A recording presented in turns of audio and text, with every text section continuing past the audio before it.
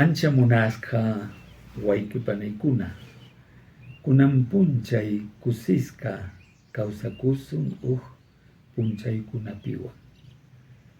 Seguimos hablando del obispo Óscar Romero, que tuvo que pasar por muchas vicisitudes, por muchas dudas, hasta acceder a la invitación de Dios de ponerse del lado de los más pobres de su pueblo. Estamos pues en la segunda parte de este relato. Y empezamos hablando de Rutilio Grande, sacerdote de su diócesis de San Salvador en Centroamérica, jesuita, amigo y confesor del obispo Romero. No pensaban igual, pero había un cariño, una amistad, y lo tenía en su diócesis, y lo ayudaba también, pero como que no entendía lo que le planteaba Rutilio. Rutilio era un hombre muy versado, muy amante de los más pobres. Había tenido la oportunidad en Ecuador de estar un tiempo y de estudiar junto o en la institución que dirigía el gran obispo Leonidas Proaño en Riobamba. Se llamaba esa escuela de preparación el IPLA. De esas aguas bebió Rutilio y realmente fue un sacerdote muy comprometido y muy querido. Y cuando ya estaba pues en El Salvador, en la arquidiócesis, estaba atendiendo a los campesinos.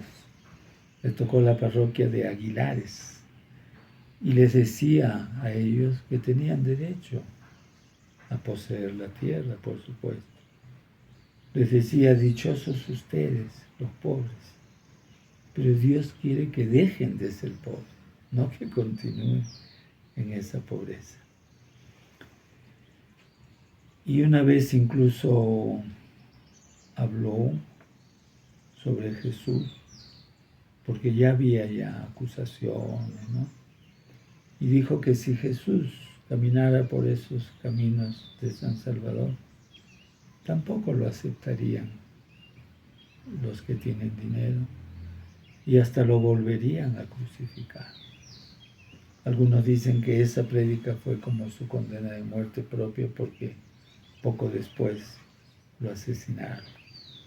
Eso fue el 12 de marzo de 1977, cuando iba a misa con su sacristán, Manuel Solórzano, de 72 años, y con su acólito Nelson Rutilio, de 16 años, fue asesinado junto con ellos. Los tres han sido declarados mártires y así ha hecho su beatificación en 1922. 18 balas crucificaron su cuerpo. Y cuando esto sucedió, fue un gran golpe para el obispo Romero, que hacía poco había llegado ya como arzobispo de El Salvador. Ya no era obispo auxiliar, sino arzobispo. Y el expresidente de San Salvador, Molina, que era su amigo del arzobispo, lo llamó y le dijo: quiero que sepa que el gobierno no tiene nada que ver con estos asesinatos y vamos a investigar en forma exhaustiva todo lo que ha pasado. Romero, chocado por todo lo sucedido, frente al cuerpo exánime de Rutilio Grande, le dijo: Rutilio, si por decir estas cosas te han quitado la vida, desde hoy yo la seguiré pronunciando. Fue el momento de la conversión de este obispo temeroso, conservador, y esto significó pues un cambio radical. Y se empezaron a notar ya algunos atisbos, ¿no? Por ejemplo, dispuso que el día del entierro, que fue el 14 de marzo del 77, hubiera solo una misa. O sea, todos los sacerdotes no podían celebrar misa en sus parroquias, sino todos debían concentrarse en el templo central para celebrar ahí como comunidad.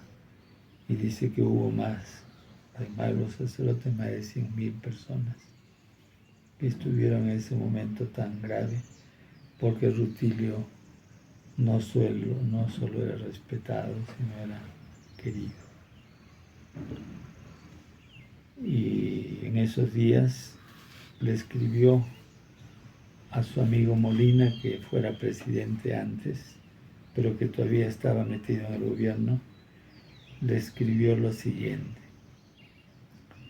ante la muerte o ante el asesinato de Rutilio, no he recibido ningún informe oficial que usted me prometió por teléfono.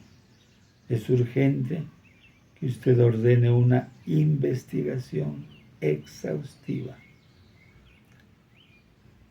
La Iglesia está dispuesta a no participar en ningún acto oficial del gobierno mientras éste no ponga todo su empeño en hacer brillar la justicia sobre este inaudito sacrilegio. Romero cumplió con su palabra. En los 3 años que fue arzobispo de El Salvador, nunca asistió a los Te Deums en fiestas patrias, etc., porque exigía la justicia, no quería que la actitud de él y de los otros sea como hipócrita. Tenía que aclararse ese grave suceso, ese asesinato cometido por el escuadrón de la muerte. Después, cuando ellos estaban hablando sobre cómo hacer el entierro junto con los sacerdotes, Romero habló de que había que dar mayor gloria a Dios. Y el sacerdote César Jerez le recordó esa frase de San Ireneo en los primeros siglos de la Iglesia: la gloria de Dios es que el hombre viva. La gloria de Dios es que el hombre viva. Entonces se trataba de que ellos, como parte de la Iglesia, tenían que ponerse de lado, pues, de los que estaban sufriendo, de los que veían amenazada su vida, porque la gloria de Dios es que el hombre viva, no que muera, sino que viva. Y acá quisiera recordar algo personal. Cuando sucedió lo que les estoy contando, este cambio del obispo Óscar Romero, de ser amigo de ricos a pasar amigo de pobres en esta sociedad dividida por clases sociales en las que hay que definirse. Él antes no se definía y de alguna manera estaba pues con los poderosos. Yo me encontraba en Innsbruck, Austria, siguiendo posgrado. Y un día leí el periódico y aparecía ahí la foto de Óscar Romero y la entrevista que le habían hecho. Y él decía: he cambiado. Antes no pensaba así. Me he dado cuenta de muchas cosas.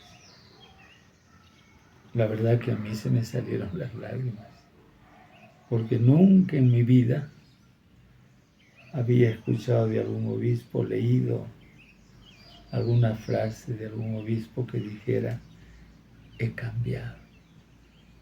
Lo que yo conocí era obispos que nunca decían que cambiaban, sino que se reafirmaban en sus dogmas, en sus teorías, y eran muy imperativos, ¿no? Reclamando siempre la obediencia de los que creían que eran sus súbditos. Entonces le agarré un especial cariño a este obispo que había cambiado, porque a mí me gustan los santos pecadores, los que después de cometer errores los enmiendan y se ponen al servicio de la humanidad. Yo les seguí el camino y ya les contaré cuándo murió, cómo me golpeó esa noticia. Quiero terminar con una frase de un gran obispo también mexicano que sirvió en Cuernavaca, Sergio Méndez Arceo, a quien tuve la alegría de conocer precisamente en un movimiento de solidaridad a nivel mundial que se llamaba Óscar Romero. Y él me contaba lo siguiente, ¿no? Dice que la gente varias veces le decía, queremos obispos como Romero, le decían al obispo Sergio.